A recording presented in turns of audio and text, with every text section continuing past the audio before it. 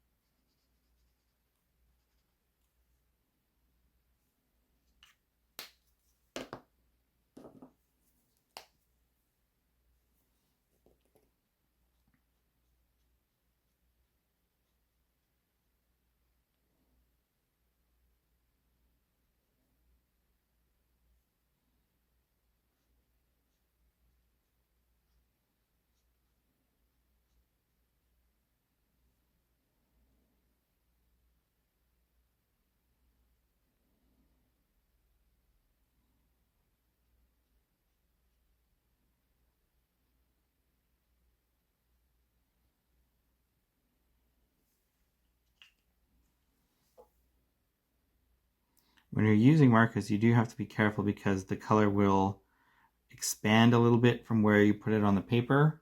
So the best thing to do is to color not right up to the edge of the line, but to just before you're about to hit the edge of the shape you're filling.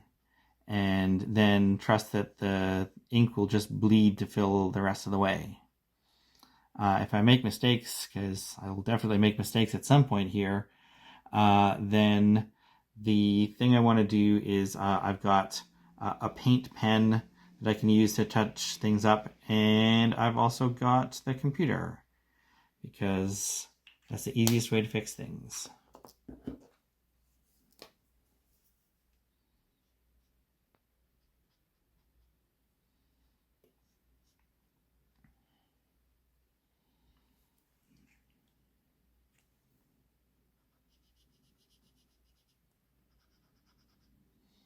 All right, I'm going to put a second layer over my main character, Maida, here.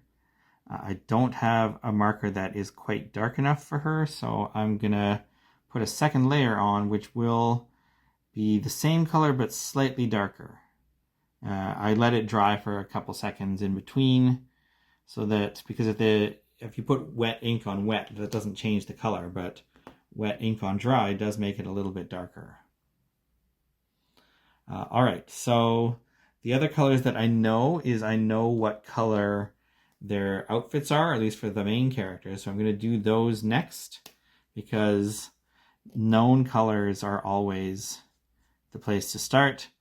Generally, it's good to start with big shapes to small shapes, and light colors to dark colors, but there's a lot of things here that I haven't drawn before, so I don't necessarily know ahead of time what color they are, and I'd have to know if they're going to fit with the colors that have been pre-decided. So I'm starting with the colors I already know, and then filling in the rest as I go.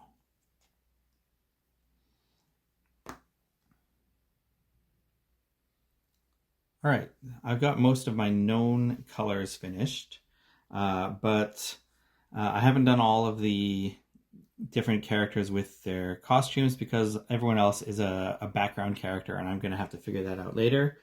But now that I've got the colors that I know, my next priority is to fill some large areas, especially if they're with lighter colors. The best way to fill a large space is usually what's called the lawnmower technique, or at least that's what I call it. And basically what you do is you're making a line as straight as you can with your marker, and then going halfway down and for your second line so that there's an overlap in the middle, and then halfway down again so that every space gets 2 coats of the color while they're still wet, so that they have time to blend and get rid of any streakiness. I'm not going to do that with the first thing I fill here because I want it to be lighter. I'm going to layer over a second color over top. So I'm just going to have 1 row of each pass not overlapping, so that it'll be not quite as opaque, not quite as much ink, and then I'll put a second color over top to lighten it up. So that's going to be for these spaces here. If you try to get just 1 layer, your chances of having little gaps is higher. But in this case, it's not going to matter because there's going to be a second coat over top. So it doesn't have to be super smooth yet. Doesn't really matter whether I let it dry first or not, because the color I'm putting over top is going to be a lighter color. You'll notice I'm angling my strokes to fill the space better. The main thing you want to do is you want to make sure you're not like leaving lines in the middle. You don't want to have like lines and then lines with this ugly shape in the middle, because that's going to stand out. It's going to make it look like a 5th grader colored it.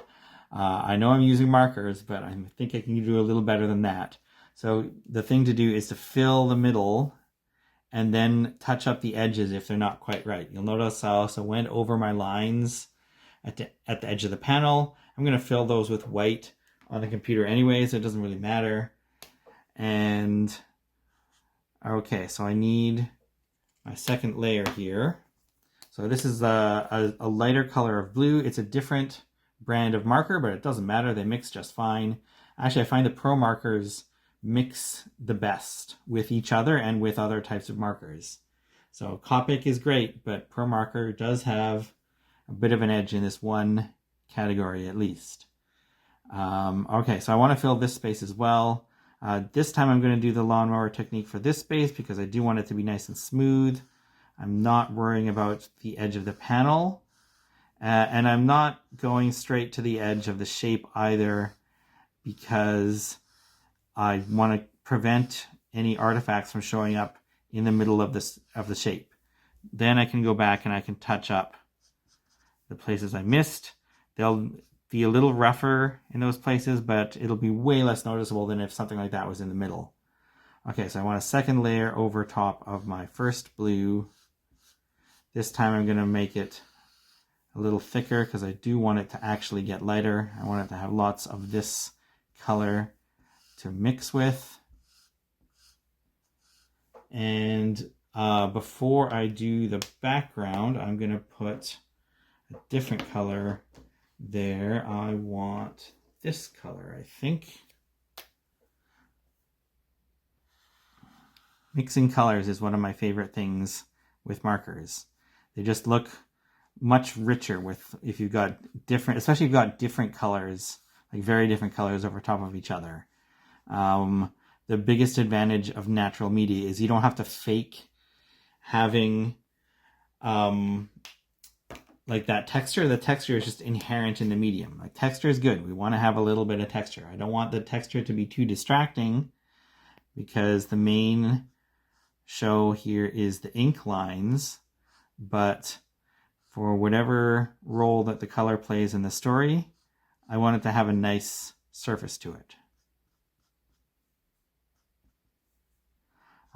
The type of paper that I'm using here is not the paper that I did my inks on. I usually ink on Bristol, this nice thick paper that you can erase and redraw a bunch of times and it'll stand up, it won't fall apart. But markers don't like thick paper. If you color onto thick paper, the ink will go into the paper instead of spreading out across the surface. So instead what I do is I take my inks and I photocopy them just onto regular Xerox paper, and then I do all my colors on that, and then that becomes the finished copy of the comic. I also put a second sheet underneath because the ink will bleed through and I don't want it to get it on my surface. I want to get it just on paper. All right, so I'm going to fill in some more of these big areas. Then I've got one more big step I want to show you before we're finished. I've got most of my colors done here. I'm just going to layer on some blue. I couldn't decide what to do with this sort of gray concrete, and I didn't want it to all be the same, but like I said earlier, combining two different colors like a warm gray and a light blue, that's going to get me some nice color mixing. So I'm just putting a thin layer of blue over top of this gray to get some variety. This scene is set in a train station, so not a space where you're going to have a lot of interesting stuff going on in the background. It's basically just someone built a giant structure and they had to fill all this space, and it's all concrete. One thing that I want to do with this scene that I started on the previous pages is that this is sort of a transition, because my main characters are traveling here. They're going from one location to another, and the two locations have different color palettes. So what I've done is I've sort of, when they're on this train and in these train stations, everything is very blue. This was the previous page. I laid in like a layer of blue over everything, just sort of as a transitional state. Like, they enter this deep sea train, everything is very blue. They come back out, and there's this gradual shift to the new color palette with blue as the intermediary. So because this scene is continued on the first panel of this page, I'm going to do that same like blue wash over this one. And then over the rest of the panels, because we're still kind of transitional, I don't want it to be as blue. So instead of layering blue over top, what I'm going to do is I'm going to put a little bit of blue in digitally, just as kind of like not quite as opaque as what I'm going to do here, but sort of like the next step up. And then the next page after this, then the blue wash will be gone and it'll just be the new color palette. So this panel, I'm going to layer that on with markers. So basically I've got my range of different blues that I have for my palette. I'm going to start with the light colors, including white, and just put in my lightest blue over top of everything. And then do that with darker colors. And when I get to darker colors, I'm going to need darker markers, because none of these are fully opaque. Light colors don't color over dark colors very effectively. You need a darker color for that. So my nice background here, I'm going to put in some blue as well. Probably just going to do this whole thing like that because there's too many little bits and pieces there for me to use a different marker for everything. Most of this is already blue, so there's not much I have to do with a lot of these shapes. But once I've got that, then I'm going to go in with my next darker color. I'm also going to use these for shading. Everything is so blue. I don't want to use a different color for shading things. I want to use this same blue range. So I'm going to add in shadows as I go. Just a little bit around these picture frames so that we know that they stand out.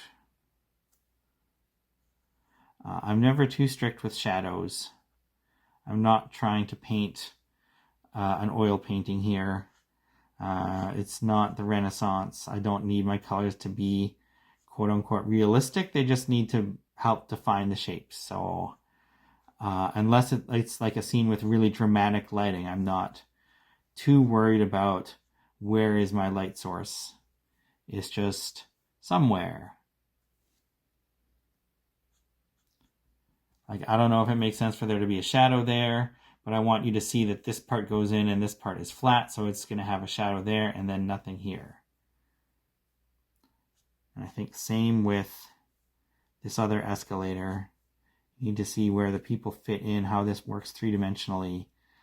And then this is like flush up against the side, but I'm going to put a little bit of shadow in the corner just to give you that idea that, oh, this is a corner. It's not just two flat shapes meeting.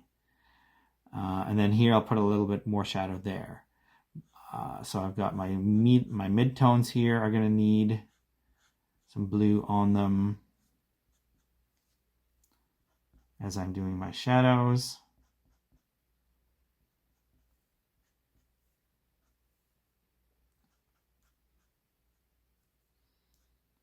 And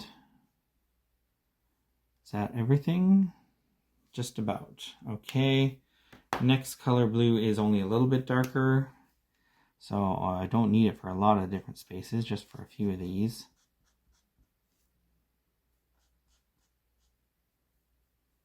But I am going to use it for some shadows, I think. Where needs a shadow? Everything is too dark. I'm going to have to go on to, well, here. There. That's about it. I'm going to have to go on to the next color. This one's darker again. I'm going to use it on my darker shapes. Basically anything that's left, unless it's really dark, is going to get this blue.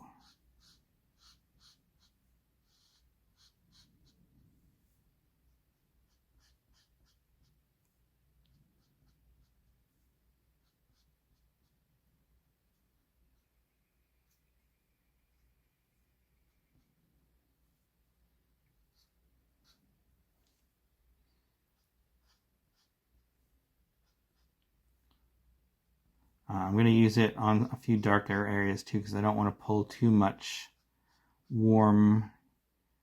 the warm color out of people's faces. I might use a darker blue here though.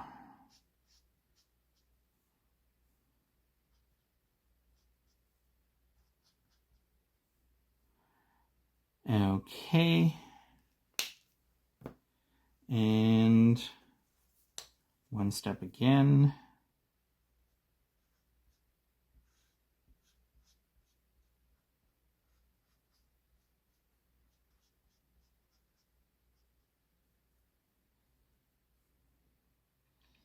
And yeah, this is the right color for that.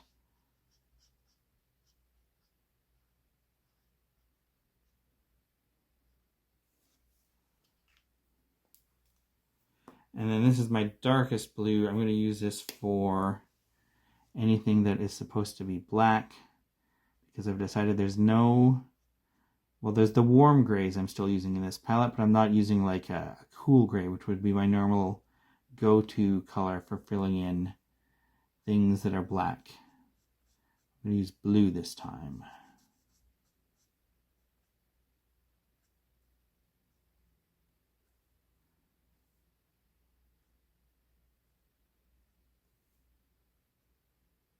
And also for whatever shadows I don't have yet.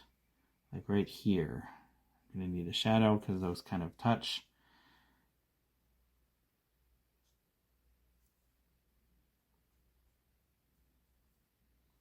And here.